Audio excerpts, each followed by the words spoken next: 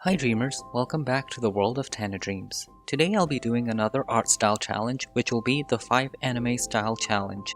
And as you probably read from the title and can tell from the old sketchbook that I'm showing from 2018, I am not at all an anime artist.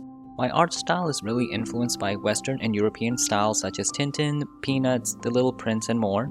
So the Japanese anime style is definitely a step out of my comfort zone. However, as artists, we sometimes need to step out of that comfort zone to really test ourselves and see our full potential. Also, as you can tell, I recently received an iPad Pro 4th generation and am now recording off Procreate.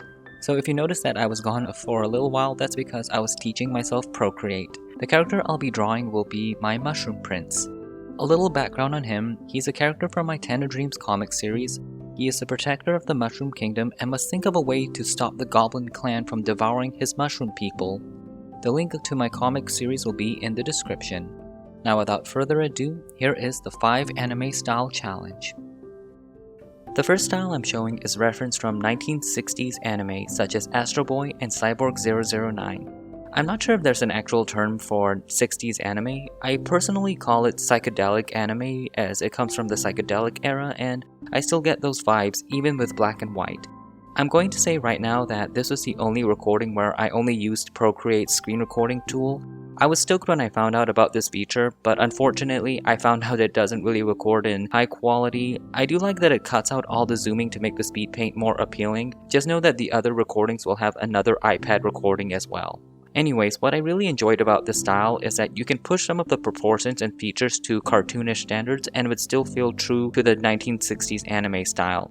I referenced the main cyborg from Cyborg 009 because when researching, I thought he looked very similar to my prince. I watched a few episodes of the 1979 version when I was a kid, but my memories of that are very vague. The prince definitely looks really fierce, but still appealing for young children. I guess he's preparing for combat against the goblins.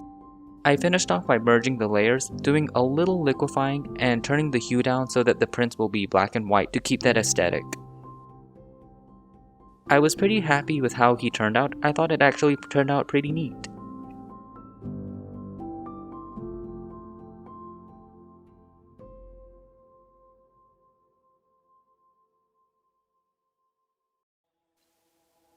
Our next style is going to be the classic Miyazaki style. Before I begin talking, let me explain that I actually had to redo this style because the first time I did it, it was a very poor job and the line quality was so bad I couldn't even fathom it. So I went ahead and redid it. The second time I kind of cheated and traced over my first tries, but hey, I needed something to alleviate my pain.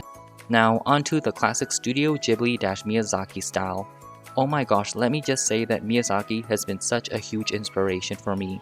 Like every one of his movies has been hallmarked by extremely elegant backgrounds, lovable characters, well-crafted storylines, and oh my gosh, the music is from heaven.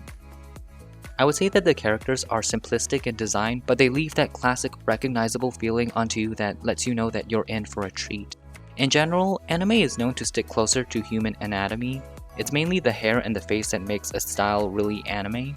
With the prince's face, I was a tad concerned I was making it a tad too simple, but in the end, I do feel like he could fit into a Miyazaki setting. For the prince, I was referencing Prince Ashitaka from the movie Princess Mononoke. I finally watched the whole movie a few weeks ago with my friends, and even though it's hands down one of Miyazaki's most intense films, it's still very captivating. I especially love Prince Ashitaka because I feel he's one of the more relatable male protagonists in Miyazaki's films. He has a high moral standing. He kind of lives like his villagers despite him being a prince, and he can show how far a human being can go to save the ones he loves. So he and my prince do have quite a few things in common, and I would honestly cosplay as Ashitaka if I got the chance. I was honestly the most intimidated by this style because of how classic Miyazaki is, so I'm thankful I didn't mess up even worse. Is it perfect? No.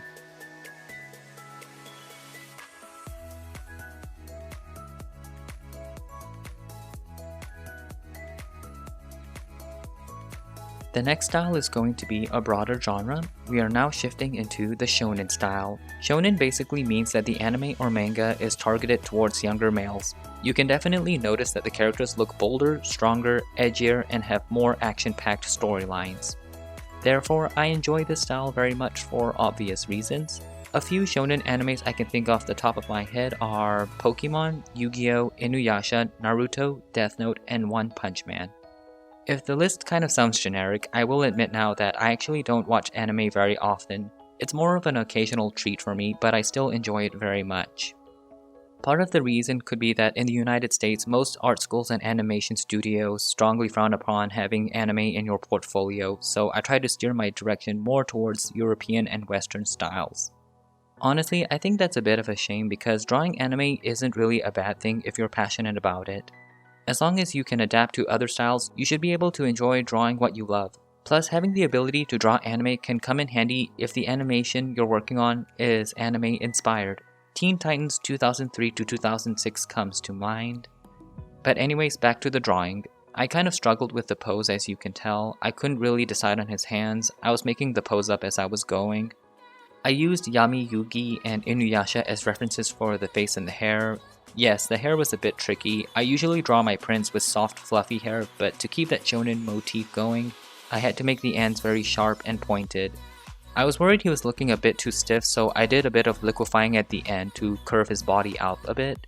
I would say that I made him look a bit simple in the shonen style, but that's not a bad thing. He would be easier to animate, and many shonen animes have simple protagonists who lead very complex stories and change significantly at the end. It's really the storyline and writing that can give the series that extra push.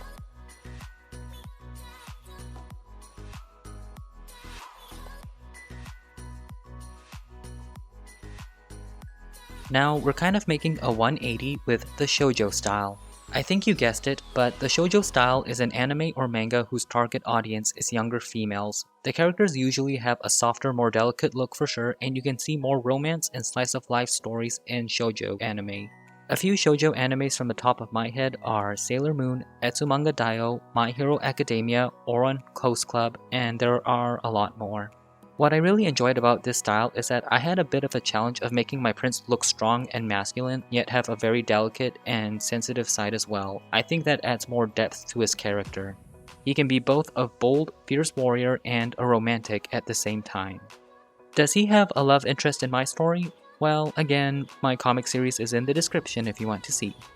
I especially like that I can go ahead and blush him up here. I feel that adding blush gives my character more life. I really didn't have much else to say here, so I'll let the video continue playing out for a bit.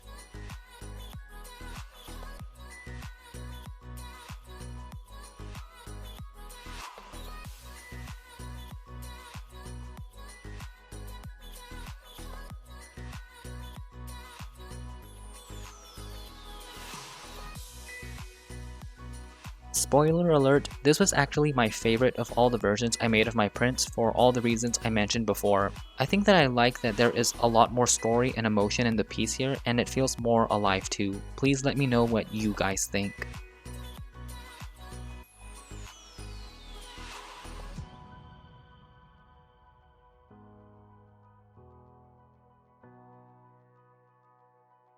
Last and absolutely not least, I'm going to do the Professor Layton style. I did my research and verified that, as per the Wikipedia page, Professor Layton is considered an anime.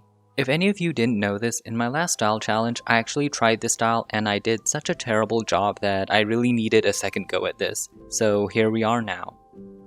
So Professor Layton has one of the most distinctive styles in anime that I've ever seen. Each character has different eyes, the features are very cartoonish, and it's really the proportions that make the Professor Layton style what it is. With my prints, I decided to be a bit more playful. I pushed on his head size and especially his arms. Oh my gosh, I swear to that, I know that your arms aren't supposed to be that long. I realized that I made most of his features such as his hair, face, and appendages a mix of round and pointed shapes, but I actually like it. I think it reads onto his edgy yet kind nature very well. I made his eyes very cartoonish and I blushed him up a bit because I knew a few of the characters in the series are blushed. I was actually so surprised that this time it turned out so much better than the last time I did this challenge in my opinion, because this looks much closer to the Professor Layton style. I'm not saying it's perfect, but at least it's more distinctive and I'm much happier with the outcome.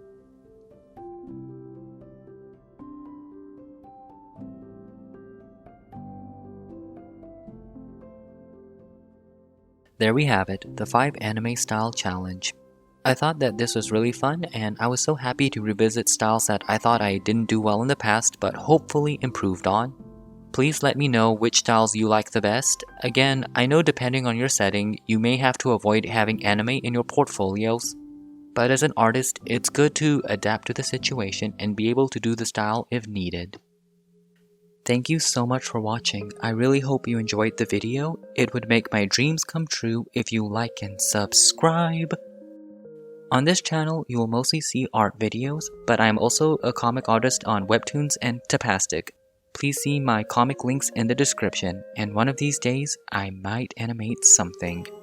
Have a wonderful rest of your day. May all your sweet dreams come true.